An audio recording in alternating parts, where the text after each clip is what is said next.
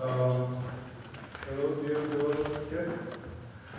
I'm honored that we had the chance to come together at this event and had the opportunity to listen to experts, academicians, policymakers, government officials, and entrepreneurs who have different backgrounds, different tools, and different approaches they presented to us. I hope that we have been able to cover as much ground as we expected.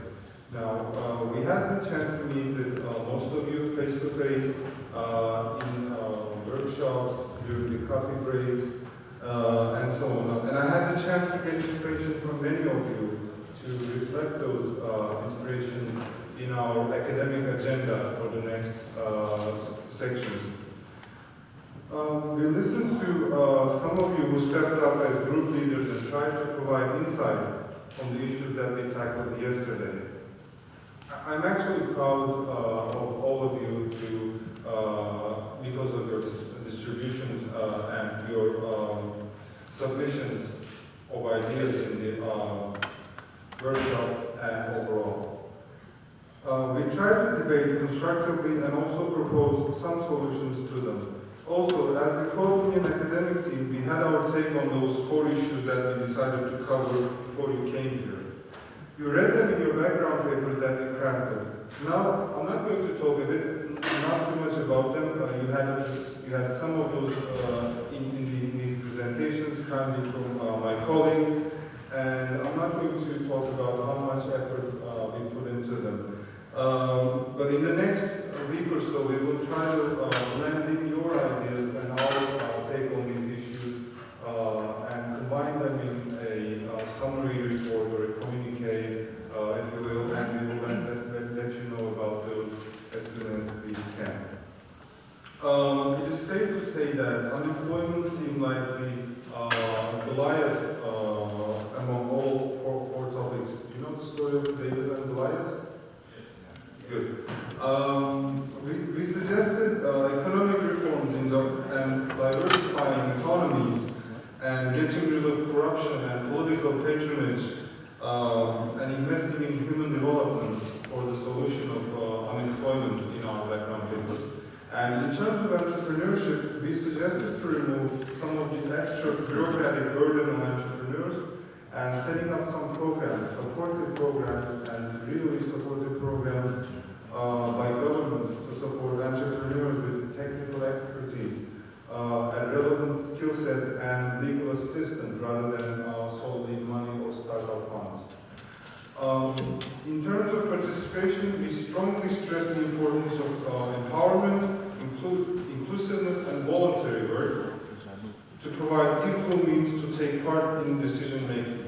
In terms of radicalization, we focused on building a citizenship based on national ideology rather than ethnicity or religiosity.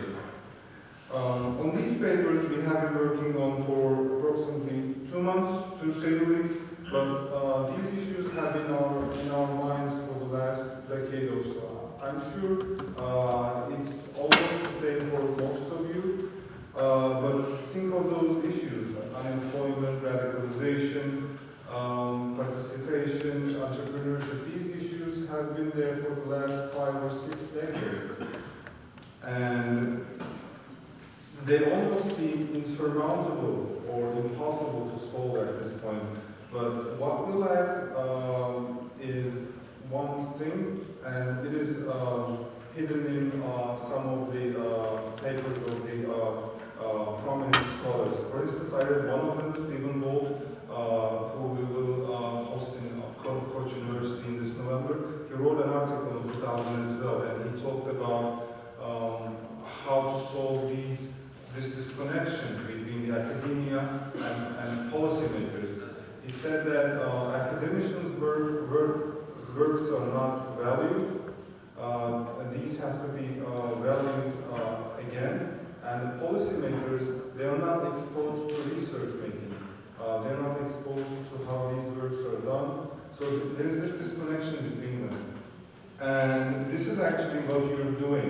You have this academic background and you're also interested in policy making. So with this hybrid approach, And on events like these, you can share your ideas, build on them, and develop this like-minded approach in solving these issues.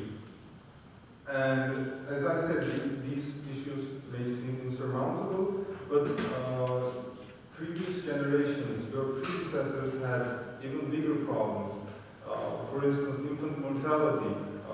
Babies were dying at early ages. Now they solved this, and now we have a generation boom. 60% of Middle East are under the age of 30. So now they're not dying at birth, but they are grown into adults. So they have new problems facing, unemployment and so on. So these problems of previous generations, they were solved, and you can solve the next generation issues.